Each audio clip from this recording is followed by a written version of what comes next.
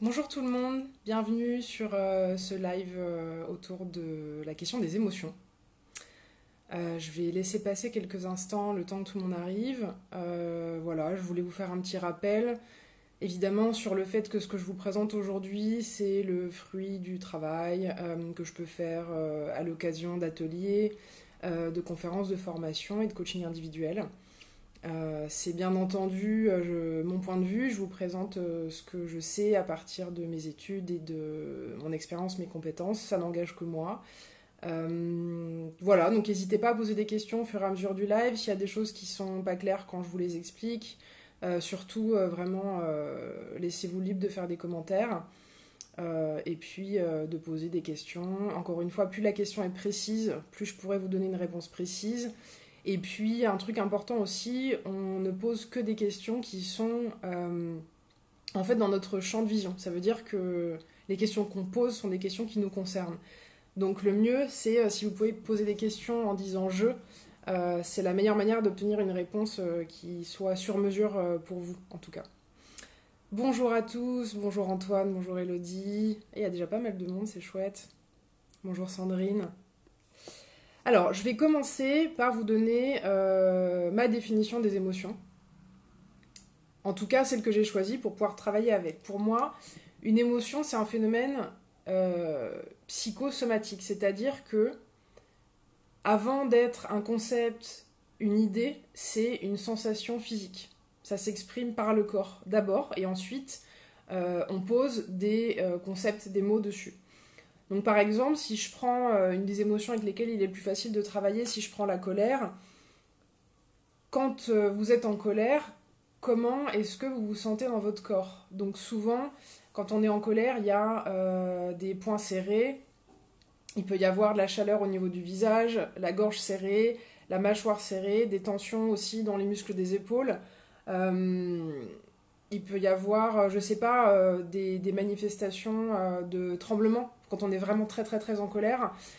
Et en fait, c'est à partir de ces sensations-là, physiques, qu'on sait qu'on éprouve quelque chose, qu'on sait que c'est soit agréable, soit désagréable, et ensuite qu'on peut savoir si c'est de la colère, de la tristesse, de la déception.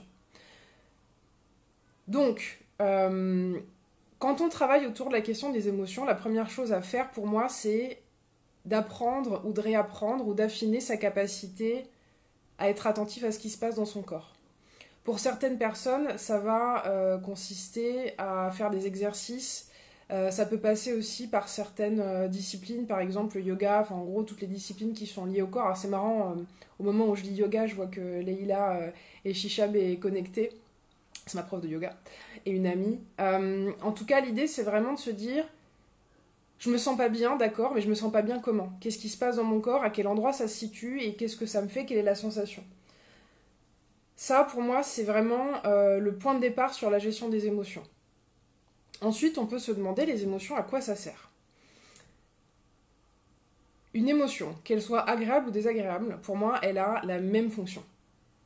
La fonction, c'est de nous dire ce qui est en train de se passer, ça fait sens, c'est bon pour moi, j'aime ça, j'apprécie ça. Ou ce qui est en train de se passer me convient pas, c'est pas ok pour moi, il y a quelque chose à faire. Dans les deux cas, il y a un message. Les émotions, c'est pas juste là pour venir nous faire chier dans un sens ou dans l'autre et nous rendre fragiles, vulnérables, machin. Voilà, tout ça, pour moi, c'est un paradigme que je réfute et que j'utilise pas du tout. Mais pour moi, les émotions, c'est vraiment la boussole interne que l'être humain a pour savoir ce qui est bon pour lui ou pas. Donc en fait, qu'elles soient agréables ou désagréables, en vrai, ça change rien. C'est comme des zéros et des 1 pour un ordinateur. C'est comme si on disait les émotions désagréables, elles sont plutôt dans les tons bleus et les émotions agréables, elles sont plutôt dans les tons rouges. En fait, c'est pas ça qui va, si vous voulez.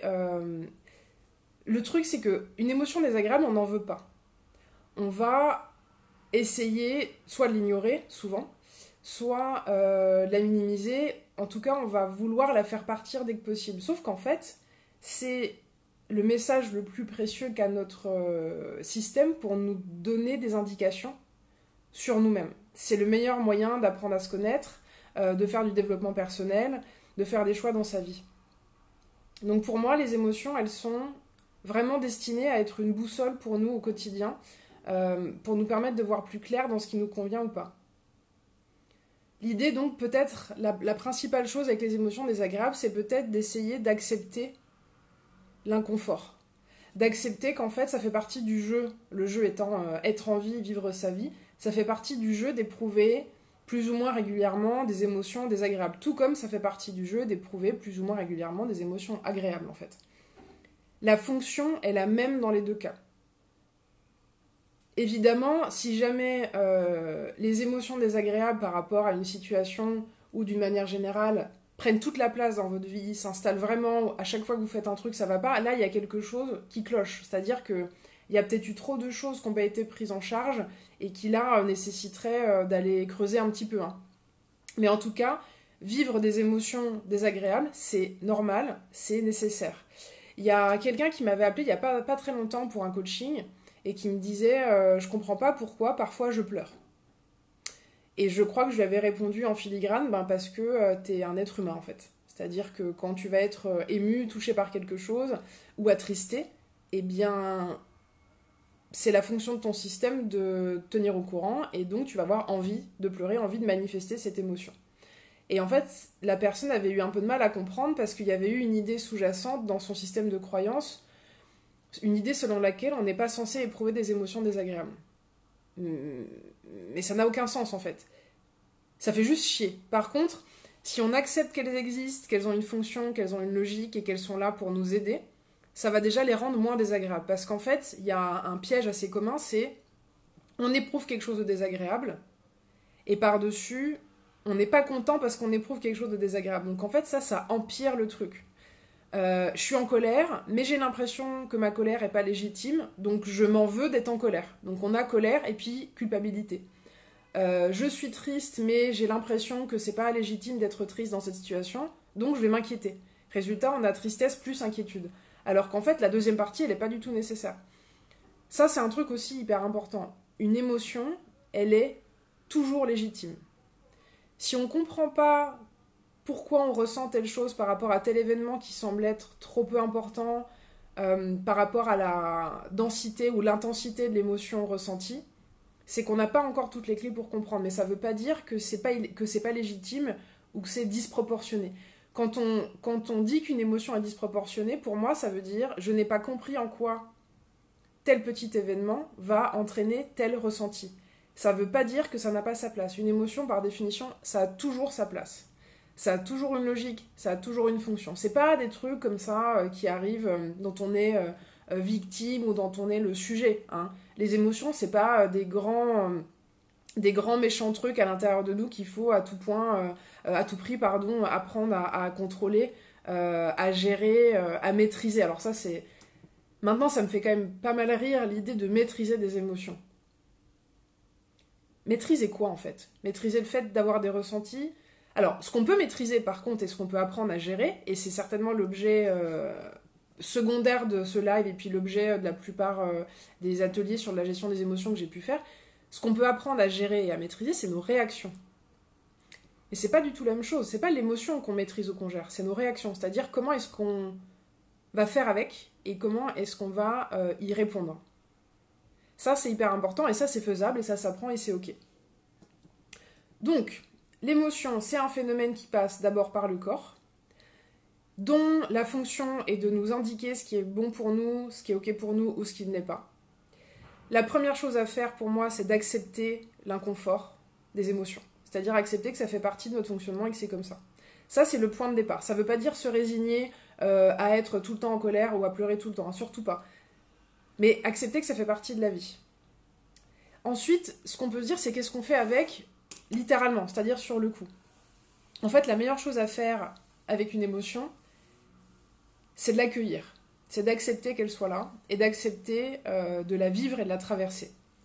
Ce ne sera pas toujours faisable sur le moment. Ce ne sera pas toujours agréable, on est bien d'accord.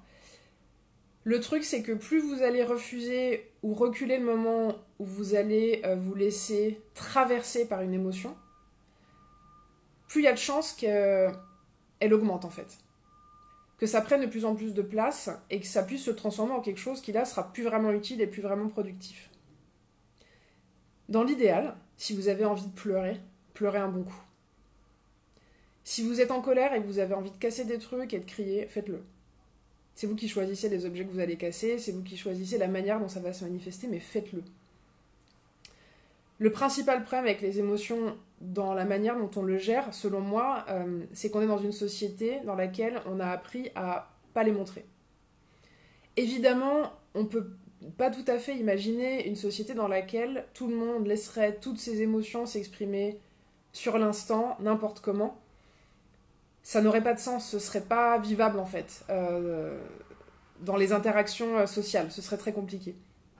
Mais l'idée, c'est de pas non plus verser dans l'extrême inverse et de se dire, je dois jamais montrer mes émotions, je dois jamais les vivre, il faut pas pleurer quoi. Et donc ça, bon, c'est des messages qu'on a pu entendre. C'est peut-être un truc plus masculin que féminin, mais d'avoir entendu dans sa vie, les garçons ça pleure pas. Ou arrête de pleurer. Ça, en fait, ce sont des messages qui sont dus souvent à l'incapacité de l'adulte ou des adultes à ce moment-là de savoir comment accueillir les pleurs d'un enfant ou la colère d'un enfant. Donc c'est logique qu'on ait pu vous dire qu'il fallait pas manifester vos émotions, et ça, c'est un truc que vous avez le droit d'oublier. Vous avez le droit de passer outre l'injonction qui vous dit non, non, montre pas tes émotions, pleure pas, c'est pas ok. Ben, en fait, si. En fait, ça fait vraiment partie de qui vous êtes et vous avez le droit de les exprimer. Là, quand je parle d'exprimer les émotions, je parle vraiment de leur accueil et de leur expression entre vous et vous-même. Je parle pas encore du moment où vous allez les exprimer peut-être auprès de quelqu'un. Donc pour moi, la première chose à faire avec les émotions quand elles émergent, soit vous les accueillez et vous laissez le truc vous traverser. En fait, si vous laissez une émotion faire son travail, vous traverser, voire vous envahir, sachant que l'envahissement, c'est une impression, ça va pas durer a priori. Si vous laissez l'émotion vous envahir, elle va pas vous envahir longtemps. Ça va durer quelques secondes, quelques minutes. Pas plus. Si ça dure plusieurs heures d'une émotion extrêmement forte, là, ça veut dire qu'il y a quelque chose d'autre qui se passe. Alors, je ne l'ai pas précisé parce que ça me semble évident, mais là, je parle vraiment de gestion des émotions pour l'humain lambda névrosé de manière, de manière classique. Je parle pas des personnes qui auraient des difficultés psy avec des pathologies avérées. Là, c'est un autre trip. Pour le coup, moi là, je parle vraiment des fonctionnements psychiques, on va dire, habituels, quoi. Accueillir une émotion, donc la laisser vous traverser, pleurer si vous avez envie de pleurer, crier si vous avez envie de crier, dans un contexte dans lequel vous vous sentez libre de le faire. Ça, concrètement, ça peut vouloir dire que vous allez choisir de vous isoler, d'aller pleurer aux chiottes, quoi. Si pour vous, c'est pas possible de le faire au moment où vous éprouvez l'émotion, vous avez le droit d'aller vous isoler pour la vivre. Quand vous choisissez d'aller taper dans des coussins, casser des trucs, vous choisissez les objets que vous pouvez casser, etc. C'est vous qui décidez comment vous allez laisser sortir les choses. Par contre, je vous invite vraiment à les laisser sortir. C'est ça qui fait que après les choses deviennent compliquées. C'est quand on se laisse pas traverser. Et clairement, quand on se laisse traverser par une émotion désagréable, ça fait mal, ça fait peur. Moi, par exemple, j'ai une tendance à être très inquiète, c'est-à-dire que quand j'ai une émotion désagréable forte, une de mes réactions, c'est de me dire, c'est d'oublier que ça va passer. C'est d'oublier que c'est temporaire. Donc, pour le coup, moi, il y a des choses que j'ai écrites, et je vous en reparlerai un peu plus tard, il y a des choses que j'ai écrites pour pouvoir me rassurer, c'est-à-dire pour pouvoir me permettre de laisser passer l'émotion, sans oublier qu'en fait, elle va pas rester là avec moi pendant des jours et des jours. Hein. Donc dites-vous bien, accueillir l'émotion, se laisser traverser, c'est aussi lui permettre de faire son travail et de s'en aller. Voilà. Et d'arrêter d'être présente de manière intense. Accueillir les émotions, ça peut être aussi prendre un temps en étant isolé et au calme, en étant sûr de ne pas être dérangé. Et puis faire un exercice assez simple, c'est-à-dire se poser et se demander, mais ok, par rapport à ce que je vous disais au début sur le fait que l'émotion, elle se manifeste d'abord par une sensation dans le corps, vous pouvez prendre le temps d'aller en intériorité, regarder où est-ce que l'émotion elle est, où est la sensation, qu'est-ce que ça vous fait, où exact, mais de manière très précise, c'est-à-dire je sens, je sais pas, un serrement au niveau de l'estomac et une très très légère nausée. Voilà, ça peut être un sentiment d'inquiétude par exemple. Vous pouvez prendre le temps d'aller en intériorité, porter votre attention sur ces sensations et c'est tout. C'est-à-dire, vous allez regarder si, en portant votre attention dessus, est-ce que ça bouge? Est-ce que ça reste la même chose? Est-ce que ça augmente? Est-ce que ça diminue? Est-ce que ça voyage dans votre corps? Est-ce que ça va passer, j'en sais rien, de l'estomac à la gorge? Est-ce que ça va passer de la gorge aux tempes? Et en fait, cet exercice-là qui vous prendra vraiment peut-être, je sais pas, 5-10 minutes, vous allez voir, normalement, quand vous avez terminé ça et quand vous avez laissé l'émotion faire son chemin physiquement en portant une attention, une vigilance douce sur ce qui se passe, eh ben ça va passer beaucoup plus vite. En fait, c'est la même chose. C'est que vous laissez l'émotion s'exprimer par votre corps et elle fait son travail de messager, en fait. Une autre chose que vous pouvez faire quand vous éprouvez des émotions désagréables, c'est utiliser le point karaté. Je ne sais pas s'il y en a parmi vous qui sont formés ou qui utilisent l'EFT, donc c'est Emotional Freedom Technique. Et en fait, il y a un point, donc je vous le montre là sur le bord de la main.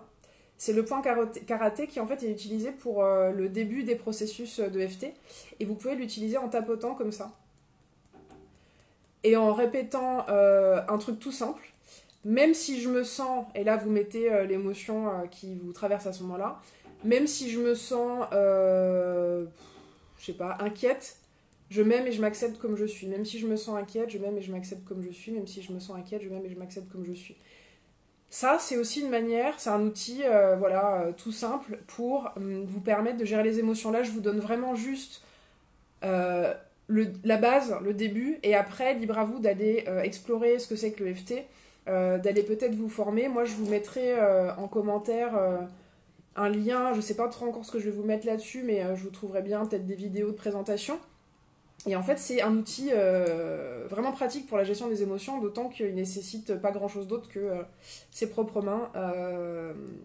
Et ça peut être extrêmement efficace. N'hésitez pas, hein, en cours de route, si vous avez des questions. Je continue sur les solutions pour la gestion des émotions. Alors, quand on traverse quelque chose de vraiment compliqué, avec des émotions qui vont pas se régler tout de suite du tout, parfois, ce qui est difficile, c'est qu'on sait plus quoi faire, ou alors on oublie les ressources qu'on a. Ça arrive vraiment très très souvent, surtout quand on a un choc émotionnel intense. Donc moi, ce que je vous propose de faire, c'est un truc à faire dès aujourd'hui, et de vous en servir plus tard, c'est vous faire une liste de ce qui vous fait du bien. C'est une liste que vous allez pouvoir garder et consulter quand vous vous sentez pas bien et que vous n'avez pas d'idée sur comment gérer ce qui vous traverse. C'est une liste qui est assez personnelle, c'est-à-dire qu'il y a des choses qui vont marcher pour vous et qui ne marcheront pas pour d'autres personnes. Et puis, l'idée, c'est vraiment d'avoir une liste dans laquelle vous allez vous autoriser à piocher, c'est-à-dire suivant l'émotion en question, il y a des trucs qui vont marcher cette fois-ci, qui ne marcheront pas une autre fois. La liste, elle est vraiment... L'idée, c'est de mettre des choses simples et accessibles, et puis parfois des choses un peu plus complexes que vous pourrez choisir de prendre le temps de faire. Par exemple, j'avais fait moi un post Facebook il y a quelques temps là-dessus, et dans ce que j'ai retenu de vraiment intéressant, il y a des choses vraiment simples, il y a se faire un café ou un thé, c'est-à-dire prendre le temps de prendre une boisson chaude au calme, appeler un ami, faire de la cohérence cardiaque, ça aussi je vous mettrai, je le note, je vous mettrai un lien. Parfois, prendre une douche, ça peut calmer. Faire une sieste. Il y a des gens dont le système se répare hyper bien dès qu'ils ont un choc, ils vont dormir 20 minutes et ça va vachement mieux. Prendre un livre, un film ou une série qui va vous faire du bien. Ça peut être des choses que vous avez déjà vues, comme ça vous êtes sûr que ça va être positif pour vous, par exemple. Ça peut être aller marcher dans la nature, ça peut être écouter de la musique qui vous fait du bien. Il y a des gens pour qui cuisiner ça fonctionne, jardiner. Là, l'idée vraiment, c'est de vous construire une liste de références de ce qui vous fait du bien à vous. N'hésitez pas à mettre en commentaire les choses qui marchent pour vous. Comme ça, vous vous donnerez des idées mutuellement. Il y a des gens qui ont des animaux de compagnie, ce sera passer du temps avec eux, aller promener son chien, caresser son chat. Voilà, en termes d'outils, je vous ai parlé de l'EFT, la cohérence cardiaque, je vous ai fait pour le coup un petit mode d'emploi guide pour un petit moment méditatif, se centrer sur ses ressentis. Il y a un truc pas mal aussi, c'est écrire les émotions désagréables qui vous traversent, prendre le temps vraiment d'écrire jusqu'à ce que vous n'ayez plus rien à dire. Vous pouvez aussi donc, écrire des phrases qui sont à l'état vraiment brut, grossière, violente, tout ce qui vous anime, gribouiller d'une main, des deux mains, peu importe, et ensuite prendre le temps de brûler ces feuilles. Écrire, c'est aussi une manière de donner aux émotions la place de s'exprimer. Surtout si vous faites ça, ne gardez pas vos feuilles, je vous en supplie. Vraiment, c'est fait pour vous débarrasser, pour que les émotions elles aient pu s'exprimer suffisamment pour plus avoir besoin d'être présente de manière intense. Marion, effectivement, suggère la méditation. Alors, absolument. Alors, après, encore une fois, il n'y a que vous qui allez savoir ce qui va être bon pour vous à ce moment-là. Si jamais vous êtes très inquiet ou très triste, peut-être que la méditation, à ce moment-là, ce ne sera pas le meilleur truc. Si vous êtes très en colère, peut-être que vous n'y arriverez pas. Dans ce cas-là, n'hésitez pas à faire 5 minutes de cohérence cardiaque, par exemple, pour pouvoir vous calmer suffisamment pour pouvoir méditer. En tout cas, n'hésitez pas à tester des choses, à tester ce qui fonctionne, et j'insiste là-dessus, mais à les garder en note, et à vous autoriser à vous référer à ces notes quand vous vous sentez pas bien. Ça vous aidera vachement. Il y a aussi un truc que j'utilise pas mal, c'est le rescue des fleurs de Bach. Donc pareil, je vous mettrai un lien là-dessus. Donc les fleurs de Bach sont des décoctions de fleurs qui sont souvent... Vous les trouverez en pharmacie, donc ça peut être des sprays, des petites billes à mettre sous la langue ou des gouttes. Et donc le rescue, c'est vraiment le mélange de fleurs de Bach à utiliser en cas de choc émotionnel important. Il y a un autre truc aussi qui peut être vraiment intéressant par rapport à la gestion des émotions, c'est de jouer à les nommer. C'est-à-dire que on utilise souvent un peu les mêmes mots pour décrire nos états. D'ailleurs, parfois on utilise des mots qui ne sont pas du tout des émotions. Si vous dites à quelqu'un comment tu te sens et qui se dit, qui vous répond, je sais pas, je me sens pas en mesure de faire la réunion, c'est pas une émotion ça. C'est peut-être ce qui cause l'émotion, c'est peut-être le constat de départ, mais en fait, le sentiment derrière, ça peut être plein de choses. Ça peut être de la tristesse, ça peut être de la colère, ça peut être d'être déçu, ça peut être de se sentir là, de se sentir blessé en tout cas. Ça peut être intéressant pour vous de vous entraîner à aller regarder dans le vocabulaire un peu plus nuancé que ce qu'on a tendance à utiliser par réflexe pour nous, et d'aller chercher quels sont les mots qui décrivent de manière parfaite votre émotion, sachant qu'il peut y en avoir plusieurs pour la même situation. Pour vous aider à faire ça, vous pouvez aller regarder du côté des listes des émotions en communication non violente. Je vous mettrai aussi un lien dans ce sens-là. Et en fait, vous allez voir, c'est assez dingue. Le simple fait de prendre le temps d'aller regarder quelle est l'émotion exacte qui vous traverse, ça ira déjà mieux. Déjà, vous aurez passé du temps à faire autre chose. Et puis, il y a une part de vous qui aura vraiment obtenu ce pourquoi elle existe, c'est de vous donner un message. Donc, plus vous avez le message de manière précise, moins l'émotion a besoin de rester là avec vous. Donc n'hésitez pas à aller regarder du côté des listes et des nuances sémantiques par rapport aux émotions, vous allez voir, c'est passionnant. Je vous donne un exemple comme ça, l'émotion de la surprise. Moi je l'aime bien parce qu'elle peut être agréable ou désagréable. Mais en fait l'émotion derrière c'est la même. Voilà, c'était un petit exemple comme ça pour illustrer. Ok, je reprends un petit peu, je résume un petit peu pour ceux qui arrivent en cours de route. Donc, l'émotion est une manifestation qui passe d'abord par le corps, et ensuite on pose un mot dessus. L'utilité d'une émotion, qu'elle soit agréable ou désagréable, c'est de venir nous dire ce qui est bon pour nous, ce qui n'est pas bon pour nous, ce qui nous plaît, ce qui ne nous plaît pas. D'abord, accepter l'inconfort, accepter que ça fait partie du jeu.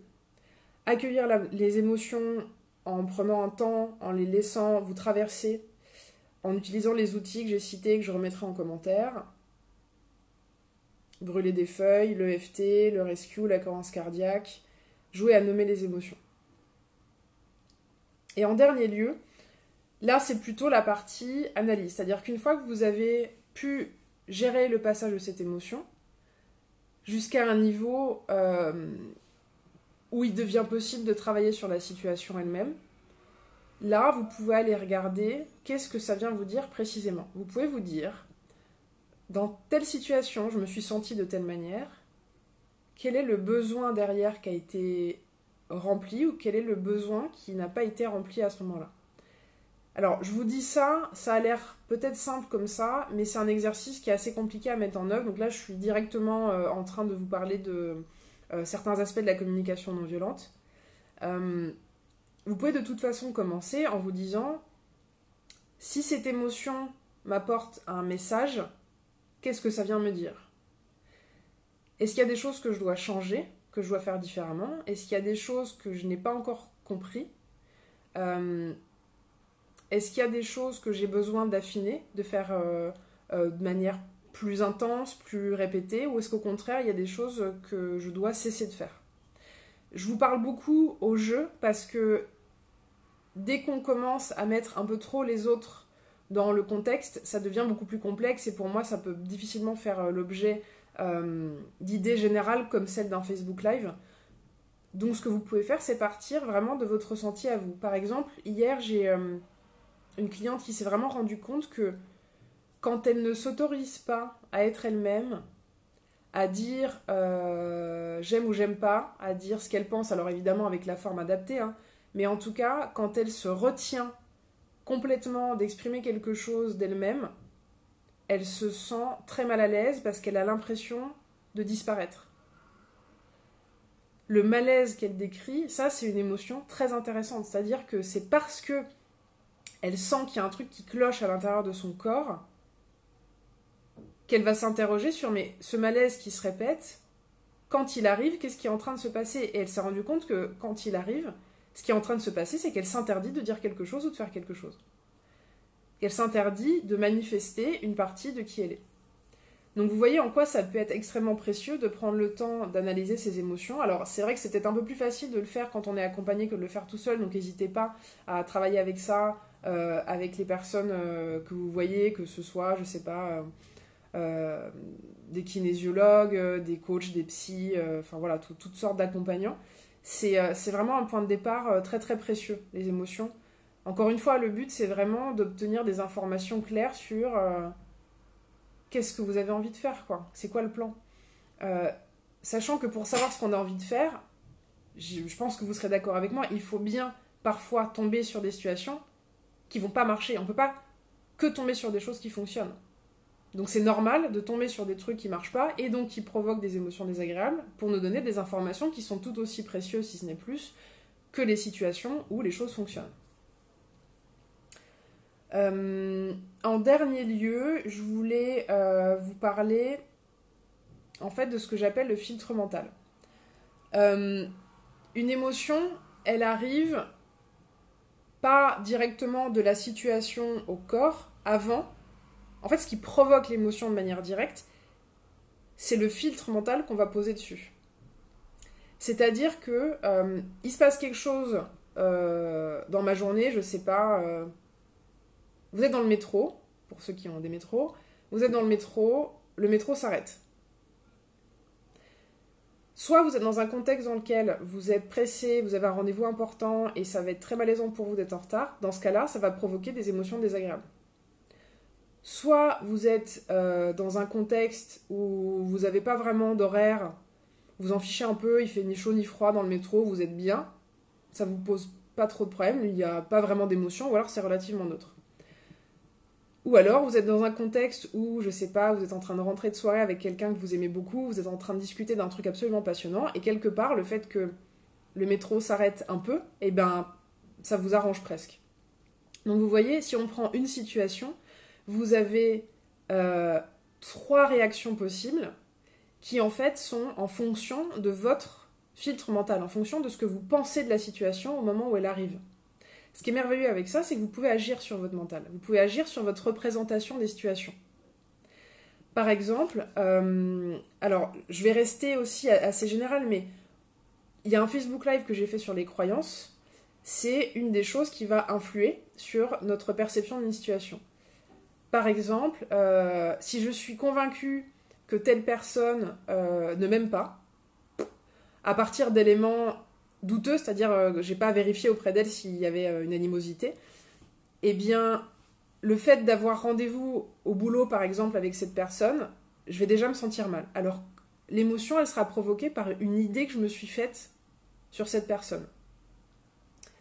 Vous pouvez avoir aussi des interprétations. Par exemple, si dans votre culture familiale, je sais pas moi, ça se fait pas d'apporter de bouteilles de vin à un dîner parce que c'est perçu comme un message qui dirait bah j'amène mon pinard parce que j'ai peur que celui qui est à la soirée soit pas bon. Dans ce cas-là, quelqu'un qui viendrait chez vous avec une bouteille de vin, vous pourriez mal le prendre. Ça, c'est vraiment un truc qui est très humain et qui est très utile par d'autres aspects, mais c'est l'interprétation. Ce qui est important, c'est d'être conscient que parfois les émotions désagréables sont uniquement créées parce qu'on est en train d'interpréter quelque chose de manière complètement absurde. Le grand classique, c'est vous croisez quelqu'un qui d'habitude vous dit bonjour et qui là vous dit pas bonjour. Vous avez l'option où vous vous dites ah merde, j'ai dû dire une connerie, cette personne me déteste, il y a un problème. Ou vous pouvez prendre l'option où vous dites ben cette personne était tellement dans ses pensées qu'elle m'a pas calculé en fait. Vous pouvez vous autoriser d'ailleurs à aller vérifier cette hypothèse. Ce qui est sûr, c'est que c'est votre interprétation qui va causer le malaise. C'est pas ce qui est en train d'arriver. Donc, vous avez le droit, quand vous avez des situations qui vous provoquent de manière répétée des émotions désagréables et que vous avez du mal à vous en dépatouiller, vous pouvez prendre le temps d'aller explorer dans vos pensées quelle est la pensée qui a causé l'émotion. Est-ce que c'est une croyance, une interprétation? Est-ce que c'est une généralisation, une comparaison? Est-ce que votre pensée, c'est dans telle ou telle situation, on devrait faire telle ou telle chose, et c'est pas ce qui est arrivé? Dans ce cas-là, vous pouvez examiner comment est-ce que vous pouvez modifier la manière dont vous regardez telle ou telle situation, dont vous regardez telle ou telle personne. J'espère que je suis claire, n'hésitez pas hein, s'il y a des questions.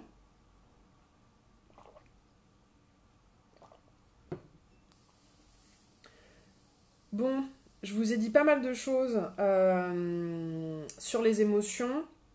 Je vais répondre à une question qui m'a été posée en message privé.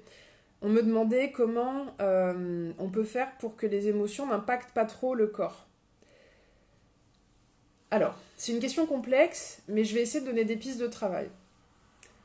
Déjà, en acceptant les émotions et en les laissant vous traverser, ça diminue drastiquement les chances que l'émotion s'installe et que ça cause des dommages à votre corps. Donc pour ceux qui sont dans ce système de croyance-là sur la question du maladie, c'est-à-dire que ce qui va s'imprimer dans votre corps, c'est des choses que vous n'avez pas eu l'occasion de laisser passer, ou en tout cas de digérer ou de comprendre. Et donc l'émotion, en fait, elle va se manifester de manière de plus en plus importante, et à partir d'un certain niveau, ça va commencer par impacter votre physiologie. Et c'est comme ça que les maladies naissent. Donc ça, c'est un système de croyance que vous pouvez choisir d'adopter ou pas. Moi, je le trouve intéressant dans la mesure où ça peut déjà faire des liens entre certains symptômes physiques et certaines causes émotionnelles ou comportementales ou développement personnel. Donc là, par exemple, je fais référence à l'ouvrage de Jacques Martel, donc le grand dictionnaire des mots et des maladies. Je vous mettrai un lien aussi en commentaire par rapport à cet ouvrage-là. Et donc c'est intéressant de pouvoir regarder ce que vous avez comme bobo, comme truc qui vous arrive physiquement et de vous dire ok, quel est le lien potentiellement avec ce que je vis au quotidien, avec ce que je fais ou ce que je ne fais pas. Donc pour moi, la première réponse, c'est plus vous acceptez la présence de vos émotions et que vous les accueillez et que vous écoutez leurs messages, moins il y a de chances que ça s'imprime dans votre corps. Ensuite, il y a une deuxième croyance que j'ai et que je cultive parce que je la trouve aussi vachement intéressante, c'est de se dire parfois, la manifestation physique, c'est le système qui termine de digérer une information. C'est pas forcément la manifestation qui a un problème, mais ça peut être le corps qui vous aide à gérer ce truc à sa manière, et sa manière, c'est d'éprouver parfois des dysfonctionnements, et de se débarrasser comme ça, de laisser partir, je sais pas, certaines choses qui avaient besoin d'être débarrassées, quoi. Alors, est-ce que j'aurais des exemples à vous donner Je sais pas, il y a une image qui me vient, vous verrez si ça vous parle. Vous voyez quand on se tape un gros rhume un peu dégueulasse et qu'on passe quand même un temps un peu fou à se moucher, etc. Est-ce qu'on peut pas choisir de croire que c'est la tête qui se débarrasse de certaines idées encombrantes? Si vous voulez, pour moi, une fois que vous avez le rhume, vous avez le rhume. Donc pourquoi pas commencer à se raconter, que ce soit vrai ou pas, on s'en fout, mais pourquoi pas commencer à se raconter des trucs qui font que ça va être moins nul d'être enrhumé. Moi, si je me dis, ce rhume a une fonction, il est là pour que je me repose parce que j'avais pas capté suffisamment qu'il fallait que je me pose, il est là pour me permettre d'être un peu au calme, isolé, il est là pour me permettre de me débarrasser de certaines choses qui sont présentes là et qui doivent s'écouler. Que ce soit vrai ou pas, eh ben moi ça me fait plaisir de me dire ça. Je passe un rhume un peu moins chiant que si je me dis, je sais pas moi, que si je prends une posture de victime en disant ah je suis encore tombée enrhumée, ah ces gens qui font la bise alors qu'ils sont enrhumés, etc., etc. Donc pour le coup c'est vraiment vous qui allez voir à partir de vos symptômes physiologiques qu'est-ce que vous avez envie de vous raconter comme histoire. Et l'histoire selon laquelle tout ce qui se passe dans notre corps est bon pour nous. Voilà, ça c'est un truc que vous pouvez choisir de prendre et de cultiver. Moi j'adore me dire ça. J'adore me dire que mon corps c'est un allié, tout comme mes émotions. Et qu'en fait si je traverse certaines choses, c'est vraiment pour mon bien. Ça n'empêche évidemment en rien d'aller se soigner, que ce soit l'alliance de la médecine occidentale et des médecines douces, quelles qu'elles soient, très bien. Hein. Je veux dire, je suis la première à me jeter sur des huiles essentielles et si ça suffit pas à prendre du Doliprane. Enfin, je veux dire, l'idée n'est pas de rester perché et de laisser les choses se faire en utilisant l'expression tout est toujours juste, mais de manière complètement débile. L'idée, c'est vraiment de se dire comment est-ce que je choisis de regarder cet événement. Vous pouvez passer votre rhume entier, donc je sais pas, un rhume c'est une semaine, vous pouvez passer votre semaine entière à être en colère parce que vous êtes enrhumé. Je vois pas trop l'intérêt. Quitte à faire, autant rendre la chose la plus douce possible. Donc j'espère que je réponds à la question. Je crois que c'était Marion qui m'avait envoyé une question en message privé sur la question de l'impact des émotions à terme sur le corps. Donc pour moi, c'est aussi ça le but de faire un travail sur soi constant, soit seul mais aussi accompagné, pour permettre de mieux comprendre ce qui se passe, de mieux digérer les choses et puis de poser des actions. Parce que l'émotion, elle est là aussi pour venir vous dire il se passe quelque chose, fais quelque chose. Soit commence à poser des actions, ou alors cesse de faire ça. Cesse de fréquenter telle ou telle personne, finalement c'est pas ok pour toi, ça te convient pas. Cesse de te mettre dans telle ou telle situation, ça ne te convient pas. Et puis ça te convient très bien, fais-le plus souvent, autorise-toi à y aller plus souvent. Donc vraiment, prenez ces émotions comme des informations bienveillantes de votre système qui vient vous dire gentiment, voilà, c'est ça que t'aimes, c'est ça que t'aimes pas, c'est ça que t'as envie de faire ou pas. Je crois que je vous ai dit un maximum de choses, donc j'arrive un petit peu à la limite de ce que je peux vous donner comme info de manière générale. Après, pour moi, on rentre direct dans les situations individuelles. Je vais remonter un petit peu les commentaires pour voir si il y a des questions que j'ai loupées. Merci pour votre présence en tout cas et pour votre attention, pour vos petits pouces et cœurs que j'ai vu passer, ça me touche beaucoup. Si vous n'avez pas d'autres questions, je pense que je vais clôturer le live sur les émotions.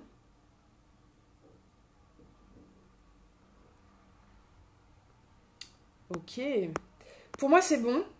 Je vous mettrai dans la journée ou demain ou plus tard les infos sur les outils dont je vous ai parlé pour que vous puissiez aller regarder et faire votre chemin tranquillement.